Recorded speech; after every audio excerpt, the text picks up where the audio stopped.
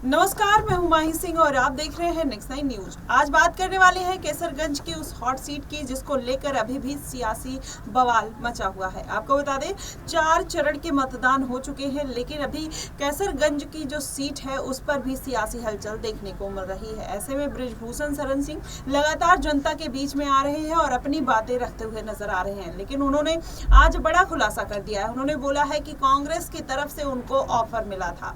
अब ऐसे में बीजेपी खेमे में कहीं ना कहीं हलचल मचनी स्टार्ट हो गई है कि अगर बृजभूषण शरण सिंह कांग्रेस पार्टी में शामिल हो जाते हैं तो फिर भारतीय जनता पार्टी जिस तरीके से मुसीबत में पड़ती हुई नजर आएगी, क्योंकि बृजभूषण शरण सिंह का जो क्षेत्र में उनके दबदबा है, ऐसे में माना जा रहा है कि बीजेपी ने उसी प्रेशर में आकर कहीं ना कहीं उनके बेटे को टिकट दिया है। उसके बाद अब बृजभूषण शरण सिंह अगर कांग्रेस का रुख कर लेते हैं तो वोट का क्या होगा, या फिर आने वाले चुनाव में भारतीय जनता पार्टी की मुश्किलें बढ़ सकती है। वहीं आपको बता दें बृजभूषण शरण सिंह 6 बार सांसद रह चुके हैं और उनकी पत्नी 1 बार सांसद रही हैं और उनके बड़े बेटे विधायक हैं और करण भूषण सिंह अब चुनावी मैदान में उतर चुके हैं। लेकिन बृजभूषण शरण सिंह लगातार अपने बयानों की वजह से चर्चा में रहते हैं। उन्होंने अभी बोला है कि वो उनकी रिटायर होने की उम्र नहीं है और ना वो रिटायर हो रहे हैं। वो बोल रहे हैं कि मैं एक सांड की तरह हूँ जो खुले आम सब लोगों को कहीं ना कहीं चुनौती दे रहा हूँ। 1.5 साल से जिस तरीके से लोग मुझे फंसाने की कोशिश कर रहे हैं उनकी चाल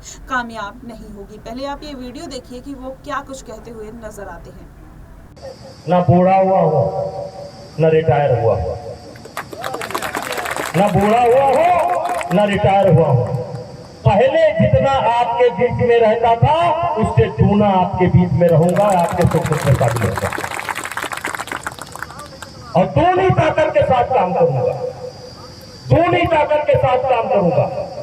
मैंने एक नारा दिया था, स्वस्थ गोंडा, साक्षर देवी पाटन मंडल, हरा भरा देवी पाटन मंडल।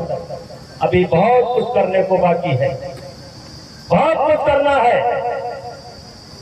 मुझे पता है कहाँ सड़क की जरूरत है, मुझे पता है कहाँ पुल की जरूरत है, मुझे पता है कहाँ रेल के ऊपर ओवरब्रिज की जरूरत है, मुझे पता है कि करनालगंज में घंटा घंटा जाम लगता है, मुझे पता है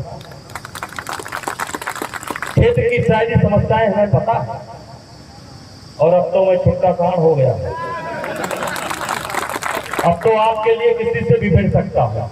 क्या करिए हमारे, क्या करिए, लड़े जीती है ना,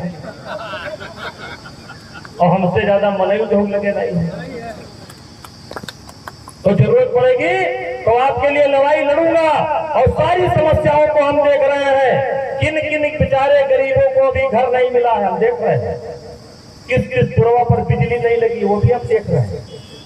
हम सारी दिक्कत देख रहे हैं, तो हम चुप बैठने वाले नहीं है। आपको डबल सांसद मिलेगा, डबल।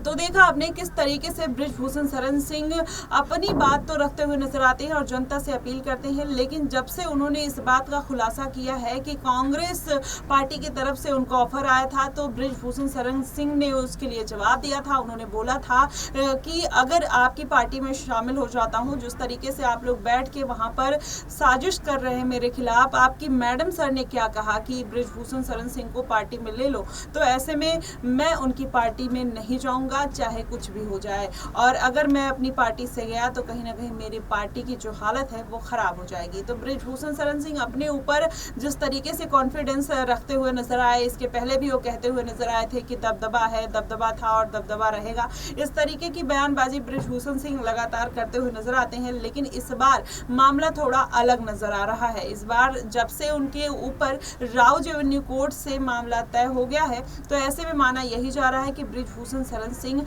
हो सकता है जल्द से जल्द जेल चले जाएं। अब ऐसे में उनके ऊपर जिस तरीके से अगर बात किया जाए तो 354D और 506 के तहत 1 के तहत मुकदमा दर्ज हुआ है। ऐसे में माना यही जा रहा है कि बृजभूषण शरण सिंह की जो मुसीबतें हैं इतनी आसानी से खत्म नहीं होने वाली है। लेकिन अगर बात कर लिया जाए भारतीय जनता पार्टी की, तो जिस तरीके से भारतीय जनता पार्टी के लिए बृजभूषण शरण सिंह जरूरी हैं, ऐसे में माना यही जा रहा है कि उनके बेटे के ऊपर किसी भी तरीके की कोई आंच नहीं आने वाली है। और कैसरगंज में बृजभूषण शरण सिंह की जिस तरीके से पैठ है, वैसे में अब करण भूषण सिंह की जो राहें हैं वो आसान होती हुई नजर आएंगी। लेकिन इसमें एक बड़ा एंगल ये भी निकल कर आता है, अगर देखा जाए तो महिला पहलवान अगर मैदान में उतर जाती हैं तो कहीं ना कहीं भारतीय जनता पार्टी के साथ साथ बृजभूषण शरण सिंह की भी मुश्किलें बढ़ती हुई नजर आ सकती हैं। अब ऐसे में उनका जीतना कहीं ना कहीं फिर असंभव हो जाएगा, क्योंकि महिला का वोट कट जाना कहीं ना कहीं बृजभूषण शरण सिंह को भारी पड़ सकता है। वैसे में देखना होगा कि